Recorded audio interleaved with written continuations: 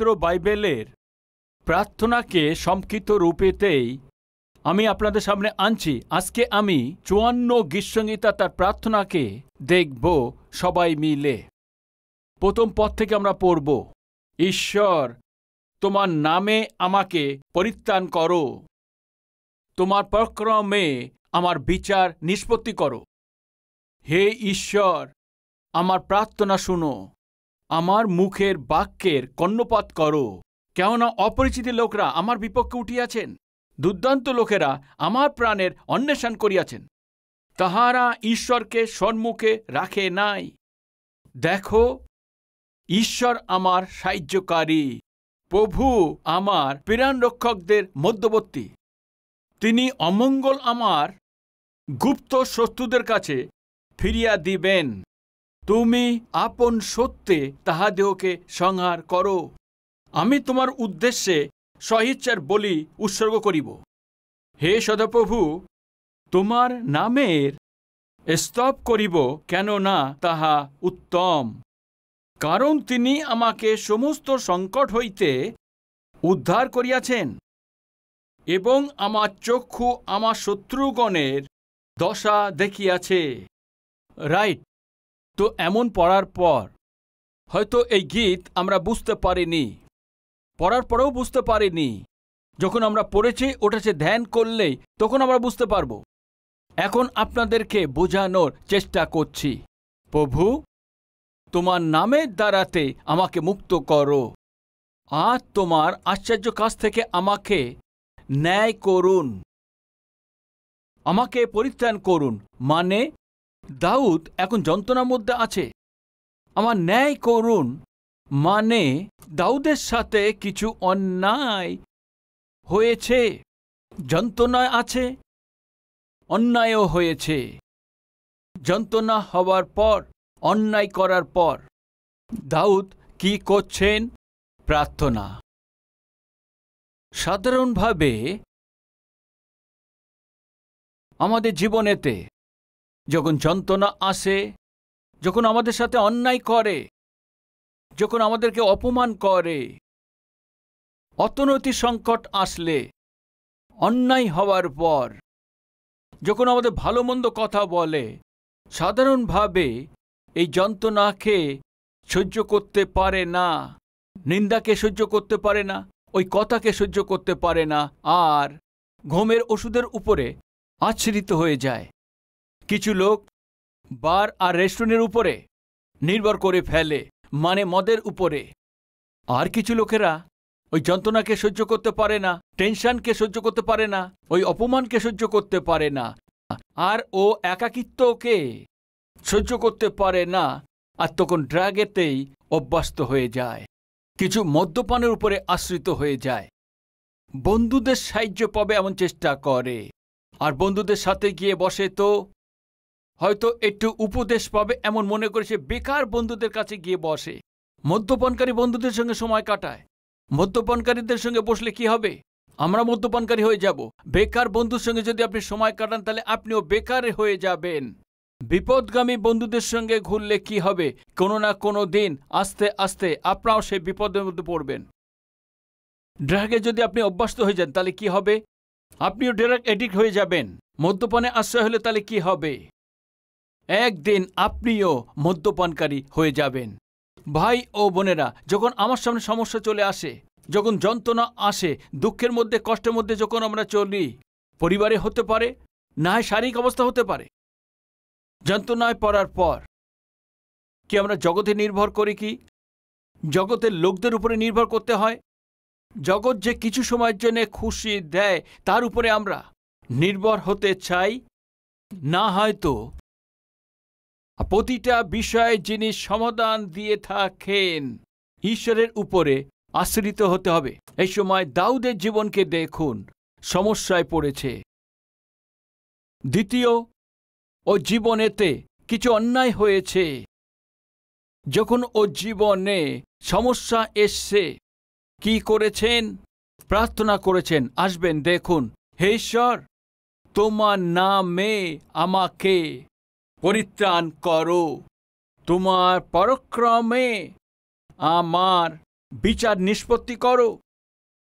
আমার প্রার্থনাকে শুনুন, আমার মুখের বাক্যে কর্ণপাত করো।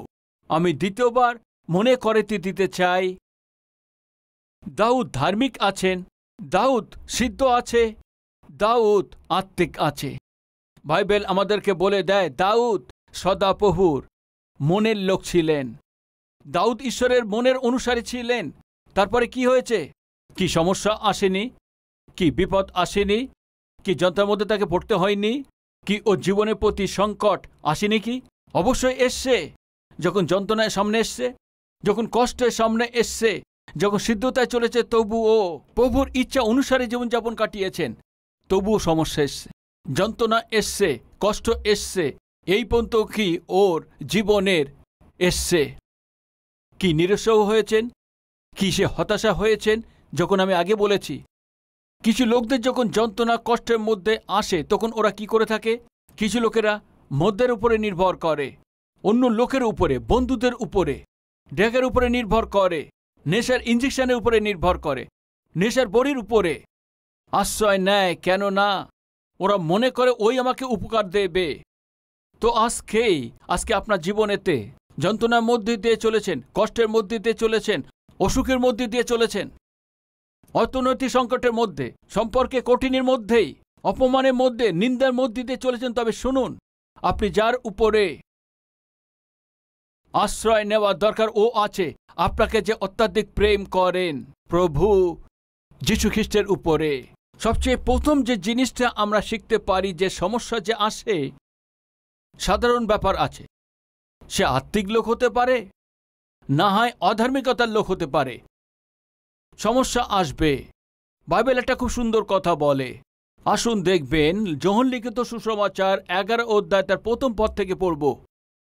বৈথুনিয়া এক ব্যক্তি পীড়িত ছিলেন, তাহার নাম লাসার, তিনি মরিয়ম ও তাহার ভগ্নী মার্থার গ্রামের লোক। স্পষ্টভাবে দেখতে পাই এখানে লাসারের শরীর খারাপ আছে। তো লাসার কে আছে? যীশু খ্রিস্ট। আর এই লাসারের মধ্যে কি সম্বন্ধ আছে? আসুন বাক্য থেকে দেখি, 3 পদ থেকে। যখন লাসার অসুস্থ হয়ে পড়েছে, যখন লাসার অসুস্থের মধ্যে আছে, মার্থা আর মরিয়ম কি বার্তা নিয়ে আসবেন তা দেখুন। অতএব ভগ্নীরা তাহাকে বলিয়া পাঠাইলেন, প্রভু, দেখুন, আপনি যাহাকে ভালোবাসেন তাহার পীড়া হইয়াছে। পীড়া হয়েছে। এখানে আমরা কি দেখতে পাই? প্রভু যীশু খ্রিস্ট আমাদেরকে প্রেম করেন, এর মানে এই নেই যে আমাদের জীবনে যন্ত্রণা সমস্যা আসবে না। যীশু খ্রিস্ট লাসারকে ভালোবাসতেন, কিন্তু তবু তার জীবনেতে অসুখ এসছে। সদাপ্রভু দাউদকে অনেক ভালোবাসতেন, কিন্তু তবুও সেই দাউদের জীবনেতে অনেকবার যন্ত্রণা এসছে, সমস্যা এসছে, প্রাণ চলে যায় এমন অবস্থা এসছে। ভাই ও বোন, মন দিয়ে শুনুন। ভালো আছে, আমরা বাক্য অনুসারে জীবনযাপন করছি, ভালো প্রভুর ইচ্ছা অনুসারে জীবনযাপন করছি, তবুও জীবনে সমস্যা আসবে, যন্ত্রণা আসবে, কষ্ট আসবে, দুঃখ আসবে, অসুখ আসবে। কষ্টের মধ্যে দিয়ে আমাদেরকে চলতে হবে। কিন্তু এ সবার মধ্যেই এক সন্তুষ্ট বলার এই কথা আছে কি, প্রভু যীশু খ্রিস্ট আমাদের সঙ্গে থাকবেন। কে আমাদের সঙ্গে থাকবেন? প্রভু যীশু খ্রিস্ট আমাদের সঙ্গে থাকবেন। ডেভিড লিভিংস্টন, প্রভুর সেবক, এভাবে বলেছেন, প্রভু এই জগতের কঠিন জায়গা থেকে, কঠিন অবস্থার মধ্যেও সুসমাচার প্রচার করার জন্য আপনি আমাকে পাঠান, আমি যাব। বিপদ থেকে বিপদ জায়গাতে, অনেক গ্রামেতে আমাকে পাঠান, আমি যাব, আমি অবশ্যই যাব। কিন্তু আমাকে একটা প্রতিজ্ঞা দিন, আপনি আমার সঙ্গে আসবেন, এ প্রতিজ্ঞা দিন। আর যদি আপনি আমার সাথে আছেন, ভয়ানক থেকে ভয়ানক পরিস্থিতির মধ্যে আমি সম্মুখোমুখি করতে পারি। আমার প্রশ্ন আছে, আপনাদের মধ্যে কত লোক তা মেনে নেন? ঈশ্বর সব সময় আমার সাথে আছেন, এমন যারা বিশ্বাস করছেন হাত দেখাবেন কি? Thank you brother and sisters. আর ঈশ্বর আমাদের সঙ্গে আছেন কি আমাদের কোনো ভয় পাওয়ার দরকার আছে? আছে কি বলুন? একদম নয়। আর ঈশ্বর আমাদের সাথে আছে। আমরা সব পরিস্থিতির মুখোমুখি হতে পারি। হার পরিস্থিতির মধ্যে আমরা জয়বান হব, এটা বিশ্বাস রাখবো। এই জন্যে জয়ী হওয়া যে যিশু সব সময় আমাদের সঙ্গে আছে, আর এ আমাদের কখনোই হারতে দেবেন না। এই সত্যকে আপনি ভুলবেন না। লাজারের যখন অসুখ চলে এসছে তখন বাস্তবে কি হয়েছে? মার্থা আর মরিয়ম যিশুর কাছে সংবাদ দিয়েছেন। কি সংবাদ দিয়েছেন? প্রভু যিশু, আপনি যে লাজারকে ভালোবাসেন ও অসুখে আছে, এই সংবাদ দিয়েছেন। যিশু খ্রিস্ট যখন ওই গ্রামেতে আসছেন, লাজারের মৃত্যু সংবাদ কদিন হয়ে গেছে? কতদিন বলুন? 4 দিন। যিশু খ্রিস্টের কাছে এই সংবাদ পৌঁছায়। এক ব্যক্তি যিশুকে বলেন, প্রভু, মার্থার মরিয়ম তো এই সংবাদ দিয়ে বলে দিয়েছেন আপনি যে লাজারকে ভালোবাসেন, ওর পীড়া হয়েছে। এই সংবাদ আপনার সঙ্গে পৌঁছানোর দরকার ছিল, আর আপনাকে বলেছেন। এই সংবাদ ওই ব্যক্তি এসে যিশুকে বলেছেন। দেখুন বাক্য থেকে, দ্বিতীয়বার পড়ছি, যোহন লিখিত সুসমাচার 11 অধ্যায় 3 পদ। অতএব ওর ভগ্নীরা তাহাকে বলিয়া পাঠাইলেন, প্রভু, দেখুন আপনি যাহাকে ভালোবাসেন তাহার পীড়া হইয়াছে। যিশু এটা শোনার পর, মানে এক ব্যক্তি এসে যিশু খ্রিস্টকে এই সংবাদ শুনিয়েছেন। ওই যিশু খ্রিস্ট তো শুনেছেন। সেই যিশু খ্রিস্ট কি বলেছে এখানে দেখুন। যিশু শুনিয়া কহিলেন, কি বললেন? এ পীড়া। কি বললেন? এই পীড়া মৃত্যুর জন্য হয় নাই, কিন্তু ঈশ্বরের গৌরবের নিমিত্ত। কি বলছেন এখানে যিশু খ্রিস্ট? তার দ্বারাতে যেন ঈশ্বরের পুত্র ইহা দ্বারা গৌরবান্বিত হন। এ পীড়া মৃত্যুর জন্য হয় নাই। এরপরে তিনি শিষ্যগণকে কহিলেন, আইসো আমরা আবার যিহুদিয়াতে যাই। শিষ্যরা তাহাকে কহিলেন, রব্বি, এই তো যিহুদিরা আপনাকে পাথর মারিবার চেষ্টা করিতেছিল, তবু আপনি আবার সেখানে যাইতেছেন। 11 পদেতে, আর ইহার পর তাহাদিকে বলিলেন, আমাদের বন্ধু লাজার নিদ্রায় গেছে। কি বললেন যিশু? কে আছে এই লাজার? বলুন, যিশু খ্রিস্টের বন্ধু আছে। বুঝতে পারছেন আপনি? মার্থা আর মরিয়ম এখানে কি বলছেন? তোমার প্রিয় লাজার। লাজার যিশু খ্রিস্টের আপনজন ছিলেন।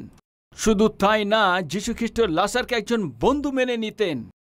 প্রিয় ভাই ও বোনেরা, যে প্রভুকে আমি সেবা করি, এ কেবল আমাদের স্বর্গীয় পিতা আছে তা নয়, বরঞ্চ একজন ভালো বন্ধু আছে।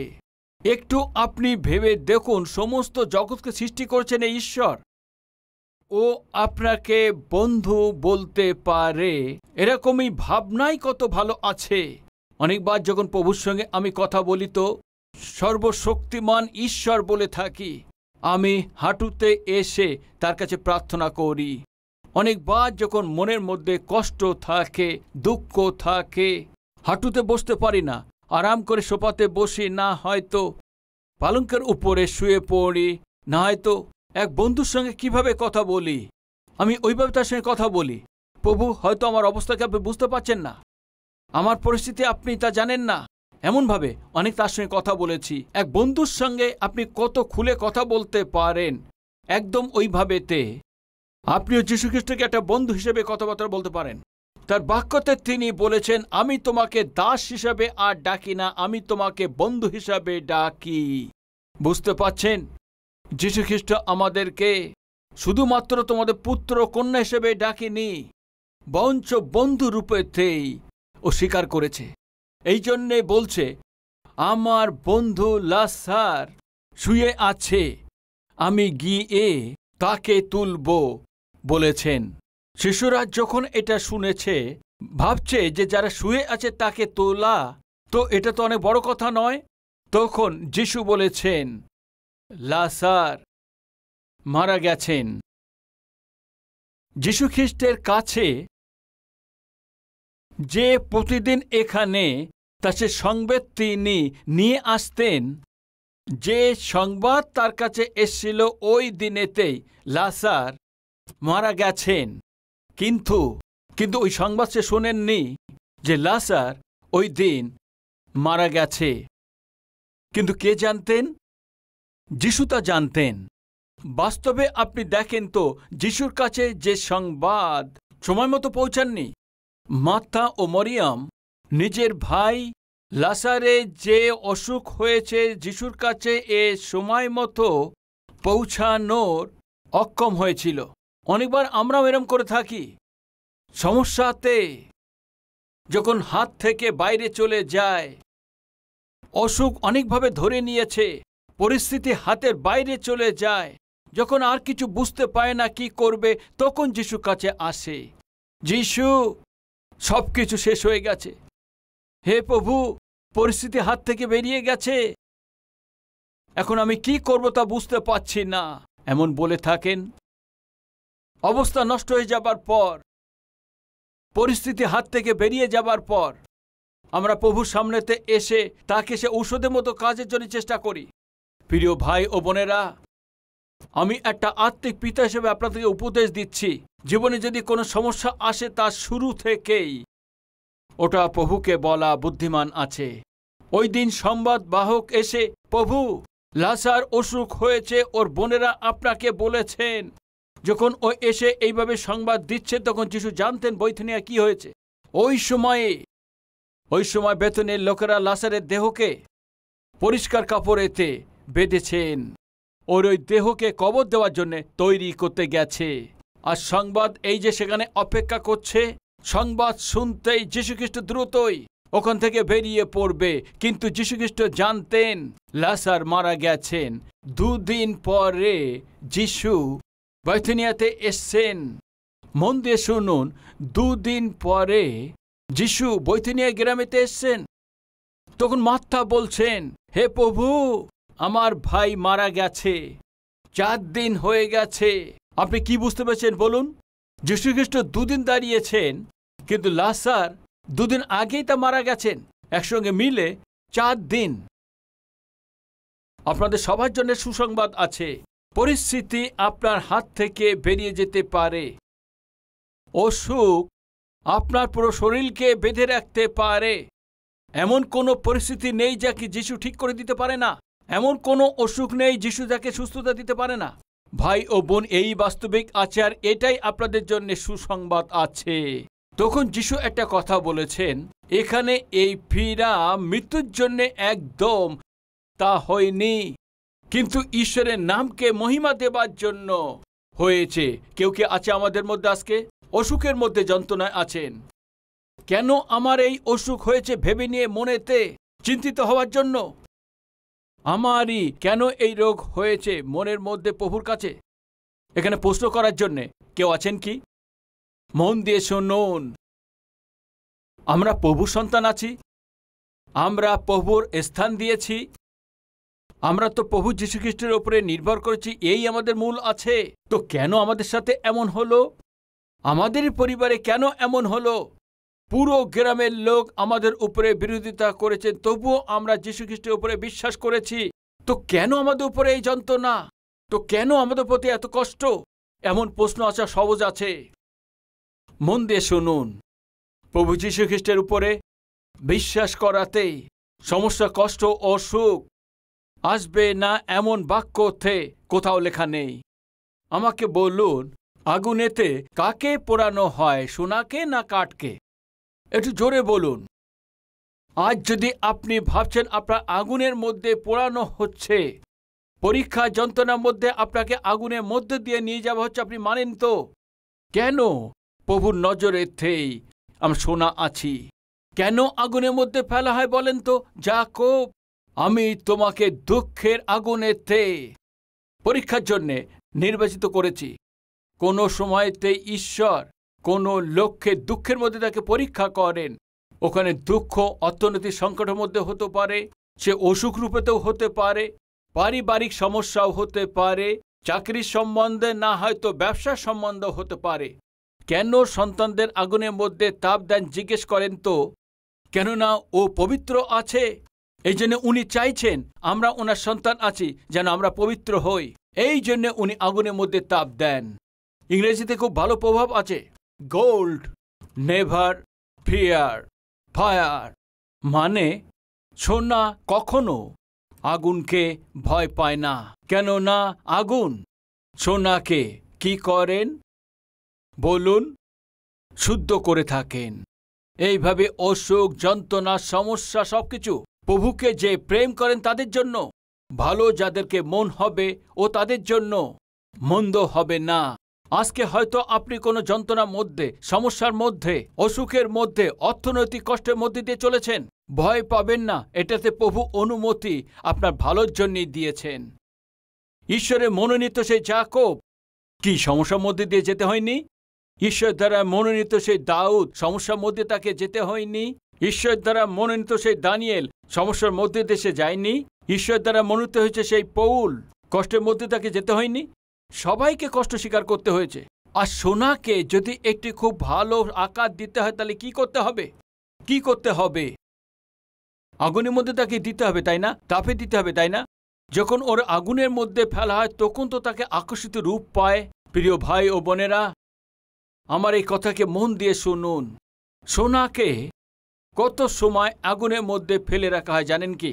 কারিগররা সোনাকে তার আগুনের মধ্যে কত সময় ফেলে রাখে তা বলুন? যত সময় ওই কারিগর তার সে নিজে থেকে ওই সোনাকে, যত সময় কারিগরের মতো ওই সোনার মধ্যে নিজের ছবিকে যত সময় দেখতে পায় তত সময় তাপ দিতে থাকে। যখনই কারিগর তার সে রূপকেই ওর নজরে দেখতে পায় তখন আগুন থেকে তাকে বার করে আনে। প্রভু কেন আমাদেরকে আগুনের মধ্যে নিয়ে যায় জানেন কি আপনি? রূপকে আমাদের মধ্যে উনি দেখতে চান। এই জন্য আমাদের উপরে প্রভু যেন নজর আসে, উনার ছায়া আমাদের মধ্যে দেখতে পায়। এই জন্য ঈশ্বর আমাদেরকে আগুনেতে তাপ দিতে থাকে যাতে এই জগতে প্রভুকে যেন আমাদের মধ্যে দেখতে পায়। আর যদি আপনি সমস্যার মধ্যে দিয়ে চলেছেন, অসুখ কষ্টের মধ্যে আছেন, আর চোখের জলের মধ্যে আছেন, ভয় পাবেন না। মনে রাখুন, আপনার সমস্যা যন্ত্রণাকে দূর করার জন্য সদাপ্রভু সর্বদাই আপনার সাথে আছেন। আপনি যে অসুখের মধ্যে দিয়ে চলেছেন, ওই অসুখ থেকে, জীবননাশক পরিস্থিতি থেকে বাঁচানোর জন্য যে ঈশ্বর আপনার সঙ্গে আছেন, সাহস না হারিয়ে দৃঢ়তার সঙ্গে দাঁড়ান। আজ প্রভু আমার সাথে কথা বলেছেন। সাহসের সঙ্গে দাঁড়িয়ে দৃঢ়তার সঙ্গে প্রভুর সঙ্গে এগিয়ে যাবেন বলছেন। কি আপনার হাতকে উঁচু করবেন?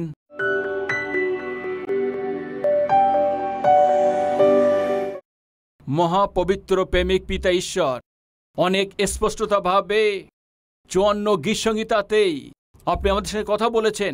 অসুখ আসলে, যন্ত্রণা আসলে, সমস্যা আসলে পর মদের উপরে নির্ভর না করে, মানুষের উপরে আমাদের নির্ভর না করা, আমরা আপনার উপরে নির্ভর করতে হবে। আর যদি কেউ আমাদের মধ্যে থাকেন জীবনের সমস্যার মধ্যে হতাশা হয়ে, ড্রাগের সঙ্গে, নয়তো মদ্যপানের সাথে, না হয়তো অন্য নেশাত্ম পদার উপরে অভ্যস্ত হয়ে গেছি, প্রভু ওকে রক্ষা করুন। ওই অবস্থা থেকে বাইরে তাকে নিয়ে আসুন। আপনার উপরে নির্ভর করে ওনার জীবনে আপনি আশ্চর্য কাজ করবেন এই বিশ্বাসের সাথে এগিয়ে যাবার অনুগ্রহ আপনি ওদেরকে দিন। প্রভু যীশু খ্রিস্টের নামে প্রার্থনা চাইছি, শুনুন এবং গ্রহণ করুন পিতা। Amen.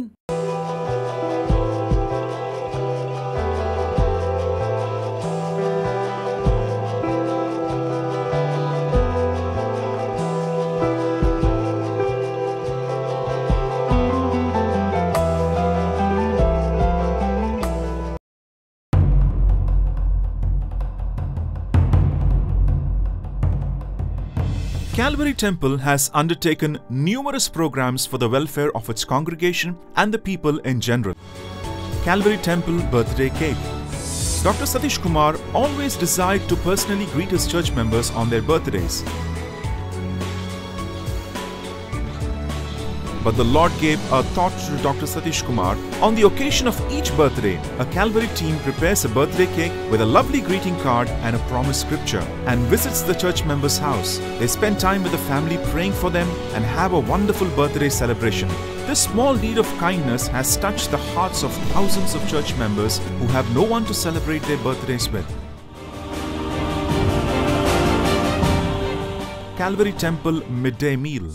Every Sunday, there are a lot of church members who come from far-off places, and it would be very late for these people to go back to their respective places. Hence, Dr. Satish Kumar wanted to provide a meal for these church members.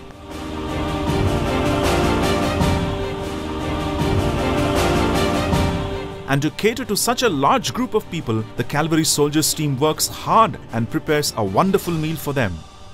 Calvary Temple Marriage Bureau. Calvary Temple Marriage Bureau was established so that young people can find their life partners and be joined together in holy matrimony. Calvary Marriage Bureau facilitates the meeting up of family members of eligible young people to find their respective partners and plan and prepare for their marriage. Dr. Satish Kumar conducts these marriages in Calvary Temple Auditorium in a grand manner. Calvary Temple Prayer Tower. Calvary Temple Prayer Tower was established on the principle that we need to pray for one another as instructed by the Lord in His Word. Dr. Satish Kumar established the Calvary Temple 24-hour prayer tower with the desire to have an army of prayer warriors. Every day, thousands of people from across the world call up the prayer tower requesting for prayer and counsel and for other emergency prayer requests. The Calvary Temple Prayer Warriors team pray with great faith for these believers, and the Lord is answering their prayers. Calvary Temple Pharmacy. Calvary Temple Pharmacy was established with an intention to help those who cannot afford costly medicines. Calvary Temple Pharmacy provides 50% discount on medicines for these people, and every week several hundreds of people receive these medicines at these discounted prices. Not only this, members who are above 60 years get free medicines from Calvary Pharmacy.